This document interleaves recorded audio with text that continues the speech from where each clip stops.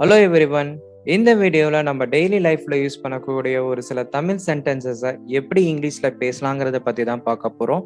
So வீடியோக்குள்ள போறதுக்கு முன்னாடி இது வரைக்கும் நம்ம சேனலை சப்ஸ்கிரைப் பண்ணாம இருந்தீங்கன்னா சப்ஸ்கிரைப் பண்ணிக்கோங்க. அண்ட் கூடவே பெல் ஐக்கானையும் கிளிக் பண்ணிக்கோங்க. ஒரு துளி தேனுடன் பரிமாறவும். இதை எப்படி இங்கிலீஷ்ல சொல்லலாம்னா serve with a drizzle of honey. Serve with a drizzle of honey.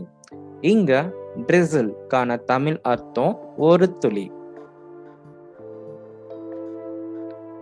கிண்ணத்தில் எலுமிச்சை சாற்றை பிழியவும். இதை எப்படி இங்கிலீஷ்ல சொல்லலாம்னா squeeze the lemon juice into the bowl. squeeze the lemon juice into the bowl. இங்க squeeze கான தமிழ் அர்த்தம் பிழியறது. சிக்கன் துண்டுகள் மீது எலுமிச்சையை பிழிந்து உப்பு சேர்த்து தேய்க்கவும். இதை எப்படி இங்கிலீஷ்ல சொல்லலாம்னா squeeze the lemon over the chicken pieces and rub them with the salt. squeeze the lemon over the chicken pieces and rub them with the salt.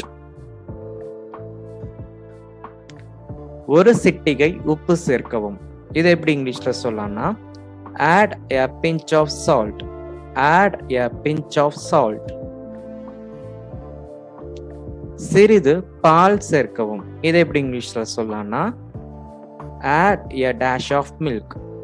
add a dash of milk. அவர் கேரட்டை வெட்டும் போது தற்செயலாக அவரது விரலை வெட்டி கொண்டார். இதை எப்படி இங்கிலீஷ்ல சொல்லலாம்னா he accidentally cut his finger when he was slicing carrots. he accidentally cut his finger when he was slicing carrots. இந்த வீடியோ உங்களுக்கு ரொம்ப ஹெல்ப்ஃபுல்லா இருந்துச்சா? அப்ப இந்த வீடியோவை லைக் பண்ணுங்க, ஷேர் பண்ணுங்க அண்ட் மறக்காம என்னோட யூடியூப் சேனலை சப்ஸ்கிரைப் பண்ணுங்க. தேங்க்யூ.